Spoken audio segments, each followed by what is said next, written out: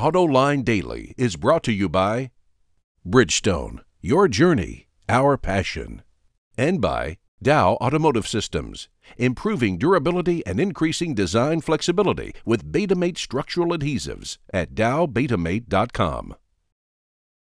Hi, and welcome to Autoline Daily for Monday, August 4th. I'm Barbara Banyai, filling in for John the next few days while he covers the annual Center for Automotive Research Conference in Northern Michigan. And now today's news. Well, as we expected, car sales last month in the American market remained strong. Wards reports that automakers sold over 1.4 million vehicles in July, a gain of nearly 5% compared to last year. That translates to a SAAR, or seasonally adjusted annual rate, of 16.4 million units. Subaru led all car makers last month, posting a 22% increase in sales. Mitsubishi continued its sales resurgence in July and boosted sales nearly 17%. Fiat Chrysler was next with over a 15% increase in sales, and rounding out the top five were Mazda and Daimler. Despite the overall market being up, some automakers saw their sales decrease. Tesla was the biggest loser with close to a 30% drop. Volvo continued to see its sales slide, posting a 20% drop in sales. The Swedish automaker was followed by Volkswagen, whose sales fell 18%. Honda was down over 7%, and Hyundai also saw its sales slide a little. There are a few different kinds of head-up displays, but they haven't changed too much over the years, until now. Supplier company Continental has come up with a new augmented reality HUD system that can display all kinds of things to aid the driver. It displays the distance you should stay behind the vehicle in front of you, lets you know if you are traveling too close to lane dividing lines, or it can even work with the navigation system to show directions.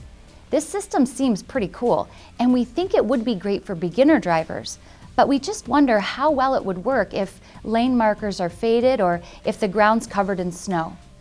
Continental says its augmented reality HUD will be ready for production in 2017.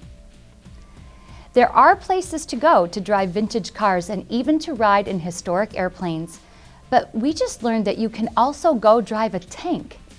Yeah, you heard me right, a tank. There are several places around, but we caught wind of the appropriately named Drive a Tank, which is located in Minnesota. Just look at this video. It appears to be a real blast. No pun intended. And you can even run over a car. Depending on how many tanks you want to drive, and if you want to crush a car, packages will range from about $400 to $2,500. Coming up next, a look at how automakers can save billions through improved supplier relations. Dow Automotive Systems, driving solutions in automotive, commercial transportation, and aftermarket with innovative products like Betamate structural adhesives. Lighter, stronger, safer. dowbetamate.com. It's time again for the biggest movable feast, of metal that is. It's the Woodward Avenue Dream Cruise. Join John McElroy along with 1 million of his closest friends and 8 lanes of classic cars, all coming to you on Friday, August 15th at 4 p.m. Eastern. It's the 2014 edition of Autoline Live from Woodward, where hot rods are welcome.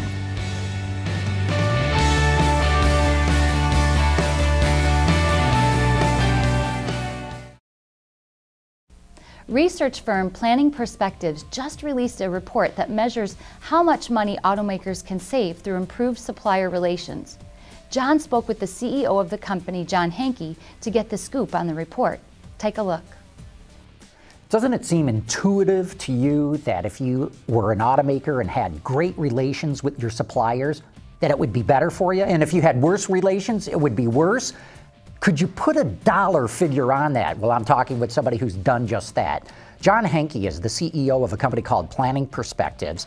He's been coming out with supplier surveys and measuring their relationships with automakers for years now. But now, John, you've got to talk about this new way of measuring the financial contribution of having good relations. How did you go about doing that? Well, it is quite exciting because after working for 8 years on the project, we've been able to unquestionably relate profitability, OEM profitability, to the relations that they have. And this was the result of being able to bring together data that other people have not gathered, and that is our relationship data with price concession data that we have gathered in our annual study, with the fact that we can quantify now, and we have learned how to quantify the non-price benefits, such as the sharing of new technology, such as supplying the A team to work with the OEM instead of the B team, such as opening up and being more honest with the information that you're providing to the OEM, so that we can in fact realize that there is a very specific profit associated with those activities, to the point in fact that the price concession is one important aspect of the profitability contribution, but the non-price is even greater than that. It can be up to 10 times what they get in the price concession. So the net result being, it's incredibly simple. The better the relations, the more money the suppliers contribute to the bottom line. So if you have good relations, I'm a supplier, you're a car company, I like working with you, I show you my latest technology. If you have a problem, I put my A team on it to fix it as soon as possible.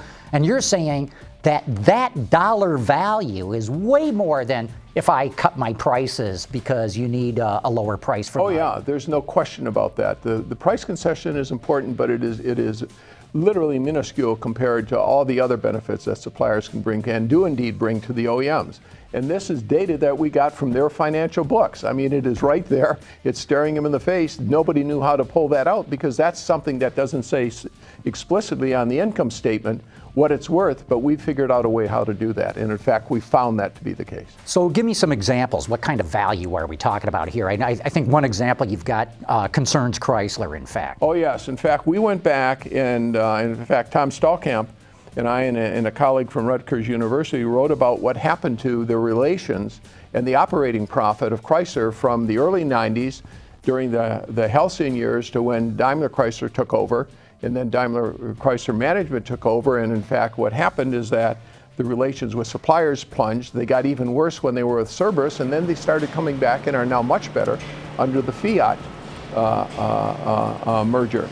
Well, the result being is that things went so far south economically, paralleling the trust, that when you go back and we did the analysis, we found out that over the period from about 2008 until 2012, if Chrysler had maintained the trust of their suppliers that they had gotten themselves back to under Fiat, for that period of time, they would have made $1,000 more, or realized $1,000 more in supplier contributions to the profitability of each vehicle, which would have translated into, because they produced 24 million vehicles, $24 billion more they would have made during that time that they didn't make because of the adversarial relations that the Daimler management and the Cerberus management brought with them. $24 billion is a huge number, huge number. Oh gosh, yeah. And I'm sure people are going to want to learn more about this. Where can they find more about Well, your we've got the news release on our website that they can do that. They can look there and read all about it. So the website is PPI1.com. And that's Planning Perspectives Incorporated. Yeah. One.com. So PPI1.com. I highly advise you all running out there and looking. This is some of the most dynamite research I've seen in a real long time. John Henke, thanks so much. My pleasure. Thank you, John. Well, that wraps up today's show. I'm Barbara Banier, and I'll be filling in for John again tomorrow. I look forward to seeing you then.